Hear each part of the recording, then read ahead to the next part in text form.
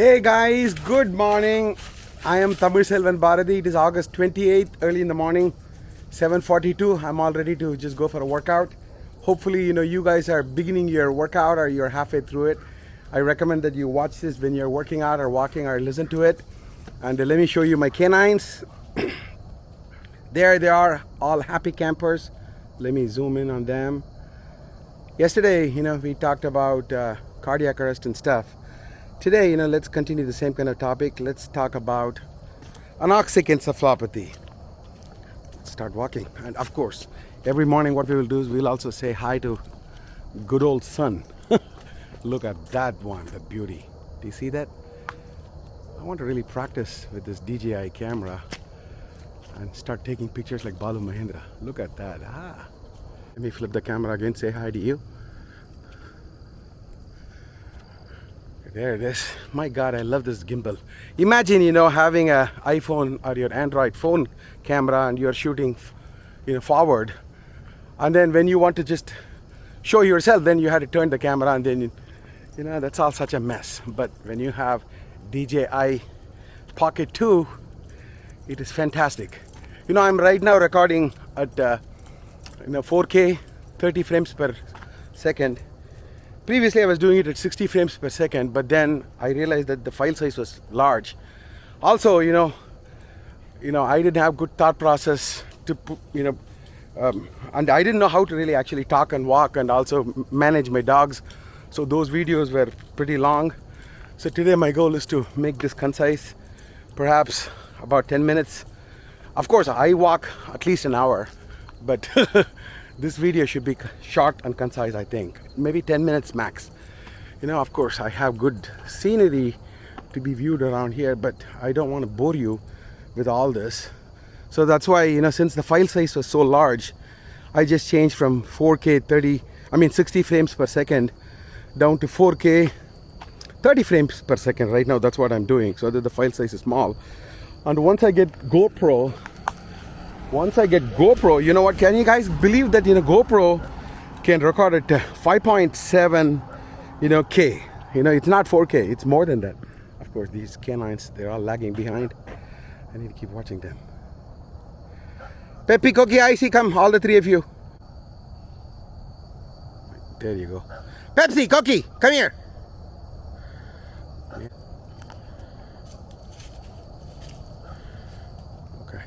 Sun is also so beautiful there.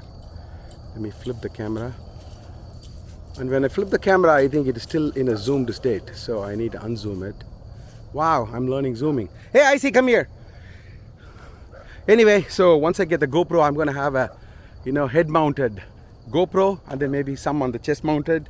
And then, as you guys can see, I got all my dog leash, because once I go to the regular neighborhood, I leash these dogs.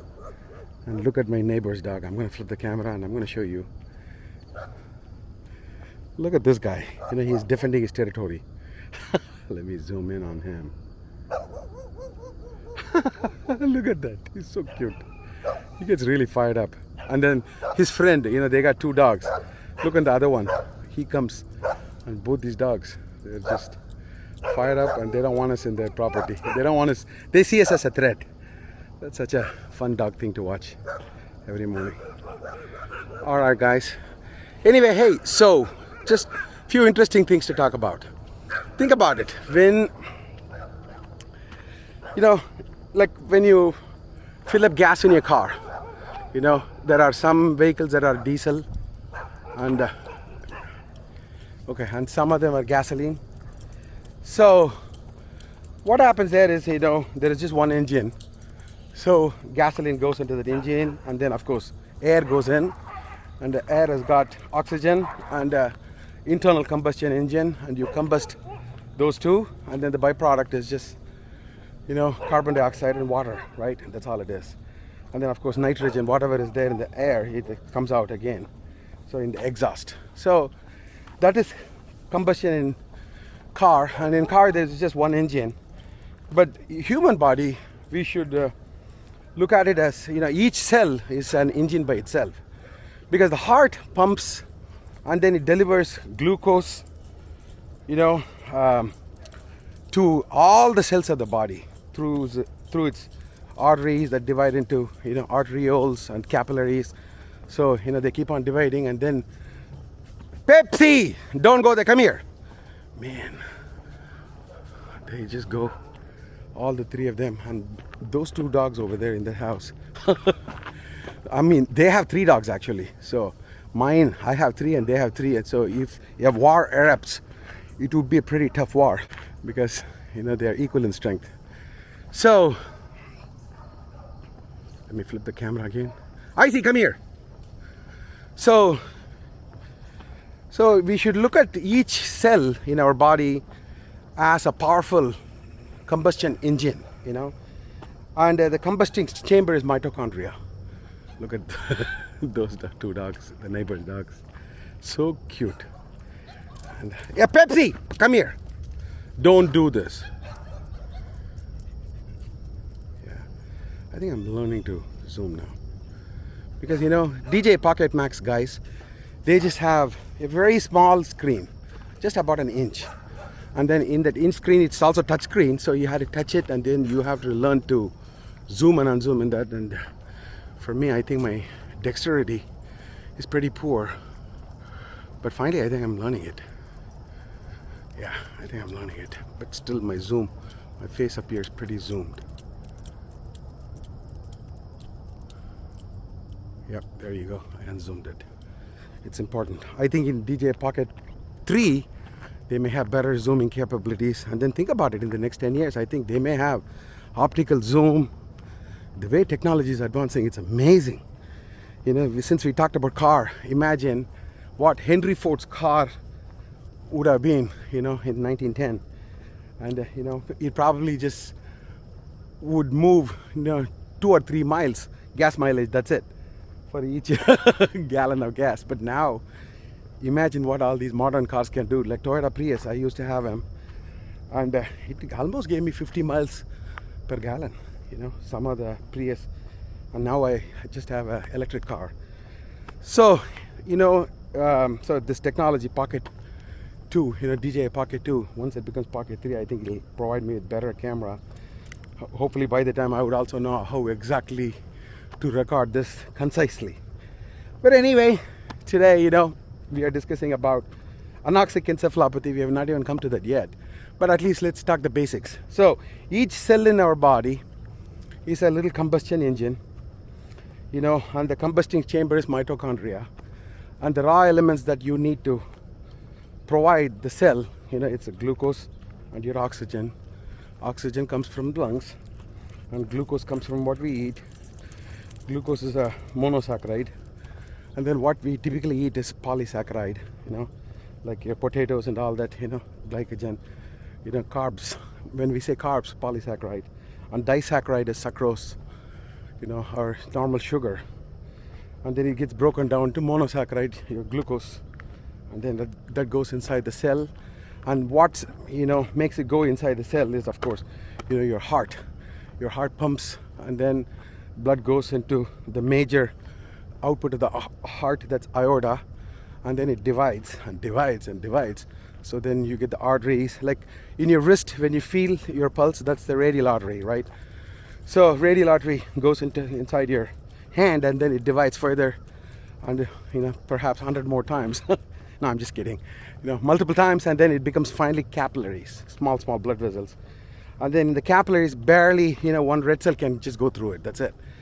So it goes through it, and then it gets into the venule, and the venules all connect, and then they become veins, and then they become the largest 2 veins in the body. For the upper part of the body, that's the superior vena cava, and then in the lower part of the body, that's inferior vena cava, and then that drains into the heart, right atrium. And then from right atrium, blood goes into the right ventricle, and right ventricle pumps it into the lungs, and then it gets oxygenated in the lungs.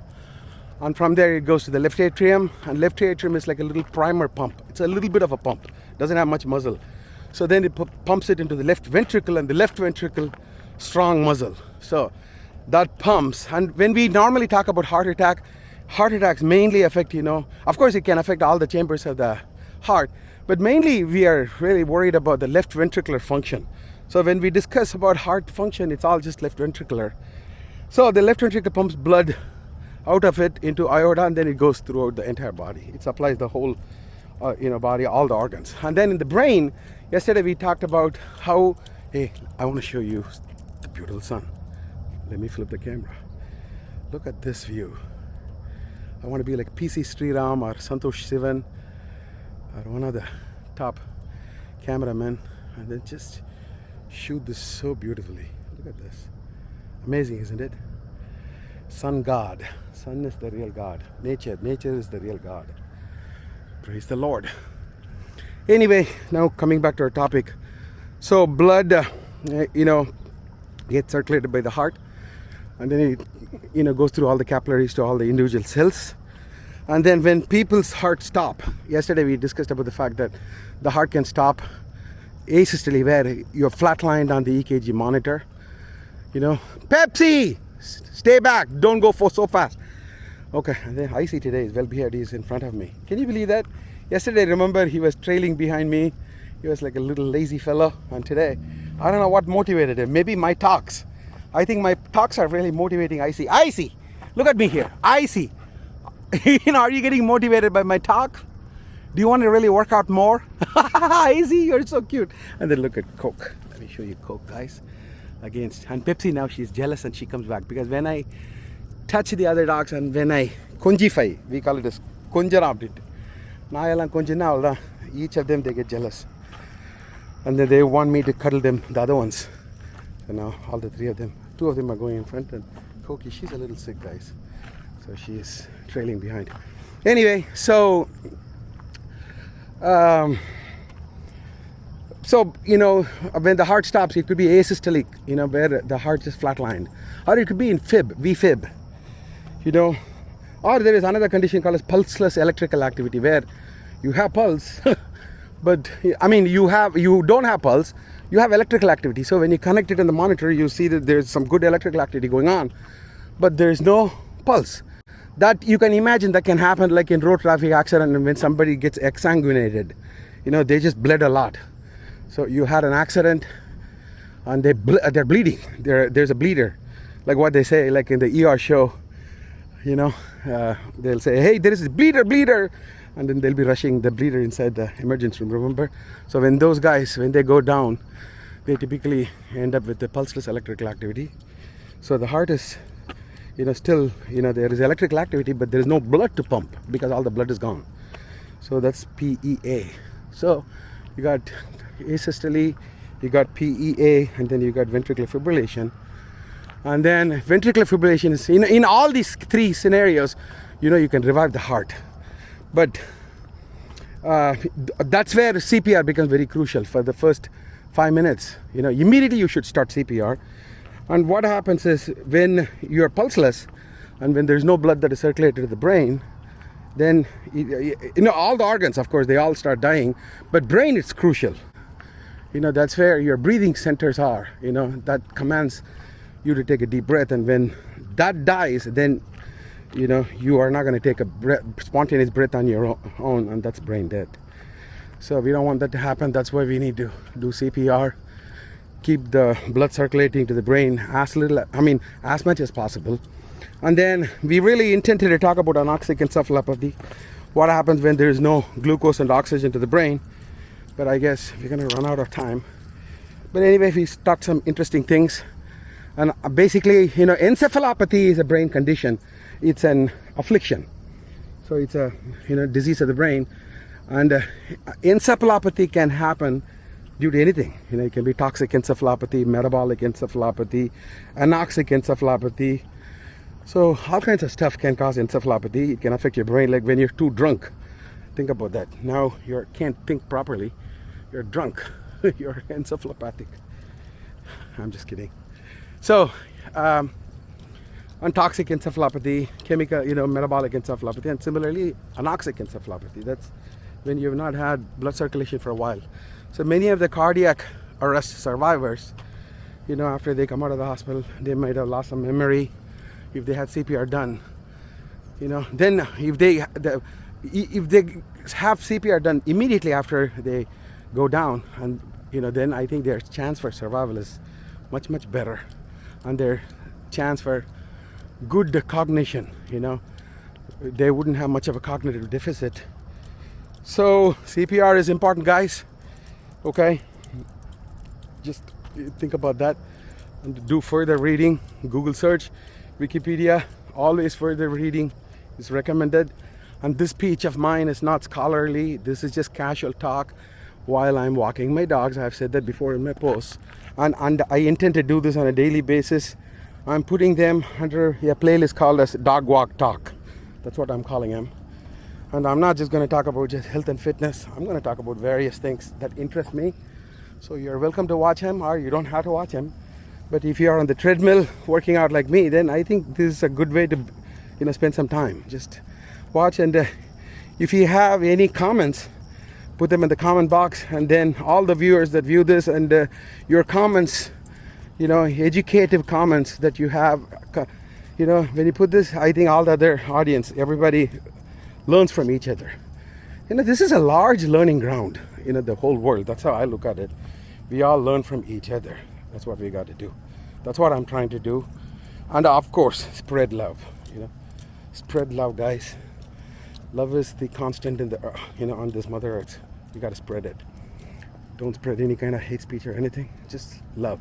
Pepsi, come back. All right, guys, let me flip the camera. I'm going to sign off. I'm Tamil Selvan Bharati. Thanks for watching this. Take care, guys. Goodbye.